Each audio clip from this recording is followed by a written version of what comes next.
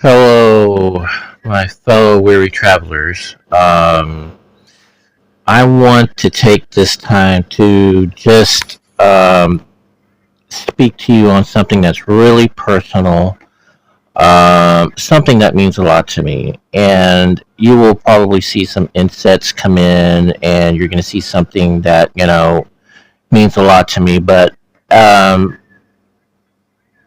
one thing I do want to address is that when you see the background right here, you're going to see something that is really been more than just an encouraging thing. Let me tell you something. When I see the views that I'm getting and everything, I'm not just looking at the views. It's like, oh my God, I'm getting all these views as someone who is just starting and I'm brand new, and how many more views or likes I can get. No.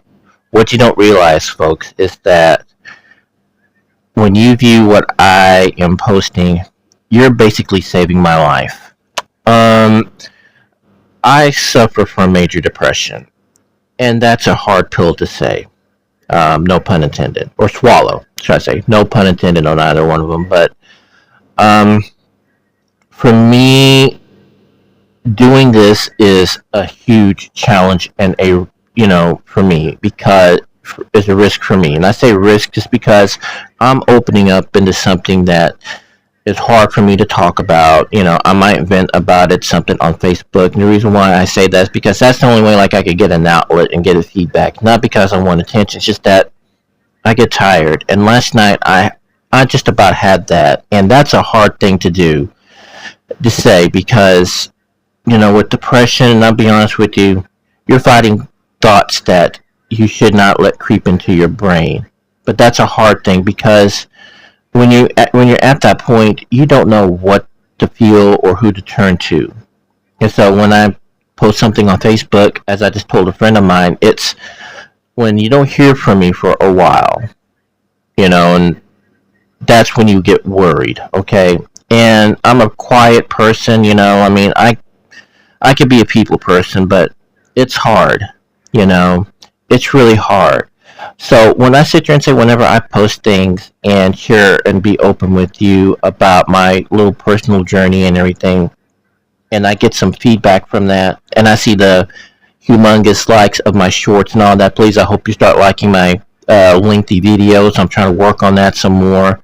But no matter what, even if it's just 2 views or maybe 450 views or 4.0 views, when I hear that, especially, I'm not gonna lie, that 4.0 on the viewership and everything, that's beyond encouraging, and that's therapeutic for me. And that's something what comic book fandom is. It's a therapy for me. It's a therapy process for all of us who are either seen as outsiders, who many people might consider creeps or something like that. I mean, and when I say creeps, I mean the ones that, not like the ones that who are creepy, but just because we are introverted, that it makes it harder for us to be open or to, engage others in conversations. And that right there, my friends, is something that, people will judge this. And I'll be honest with you, people will judge this. People will judge how I talk. Look, I don't have much teeth right now or anything right now. I'm trying to work on that. Everything. It's people will judge the outside first before they judge the inside. And that's one thing about comic fandom, is that we judge everyone who they are, no matter who you are, black, white, gay, Asian. I mean, or gay, LGBTQ plus. It doesn't matter. Anybody in this, when it comes to comic books, you're welcome. And for comic books, for me and fandom all together, you guys are my lifeline. And I'm going to read something here that I've been looking up, and it just shows that what how much therapy comic books and fandom mean to me, and it means to you. It says, but beyond the therapy room, fan communities offer more than just a shared interest. They become a support network where you can openly discuss your mental health challenges. Imagine being able to authentically express your thoughts and feelings without fear of judgment. That right there.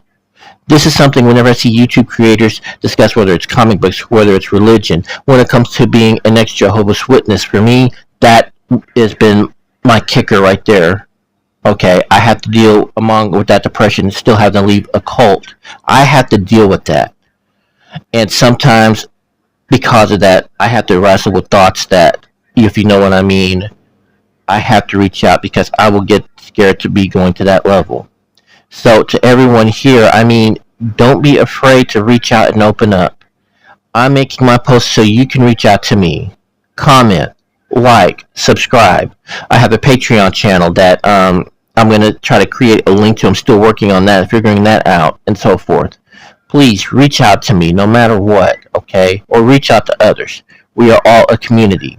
You know, despite what we're seeing with the little infighting with the Star Wars fans and all that, here's one thing that's a takeaway. It shows that they are fans. No matter what, at the end of the day, they will come together. Kind of like in a way with our politics too, same thing. You know, no matter what we're feeling, prayerfully we will come together. Okay? You know, but with fandom, it's different because we try to include everyone, not just one partisan party versus another partisan party or anything. No, we are together in this. And another thing I'd like to read to you is that this says, beyond their entertainment value, comics have also emerged as a valuable tool for mental health.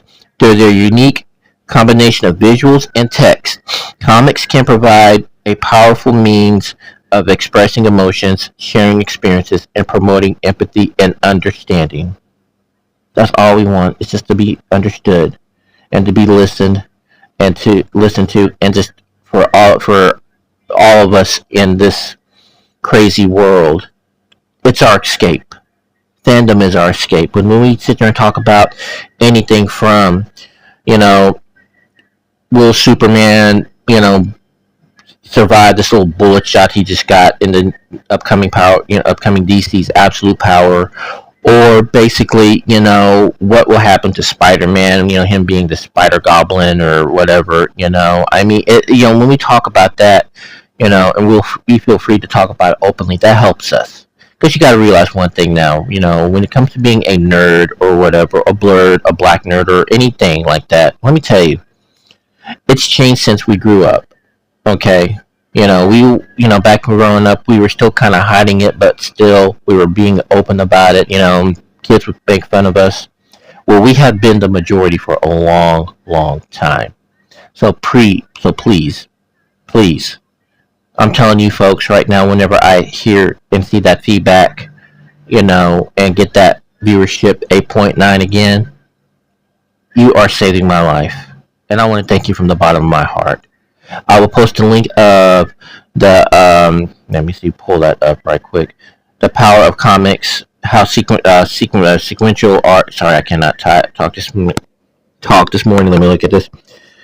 Sequential art can improve mental health, and it's a very interesting article to read. And then I'll post something on here too from the National Suicide Hotline or in a mental health hotline. You know, if you ever need to call someone, please call immediately. If you need to talk to someone, look me up on Facebook. I'm there. Okay, I'm gonna go keep my Facebook profile public, but please reach out.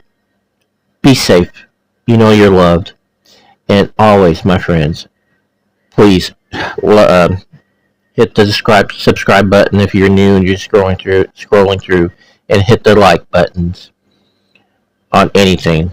But always, though, if you need to reach out, comment and say, I need help. I need someone to talk to. And no matter what, I will do my damnedest to be there because you have been there for me.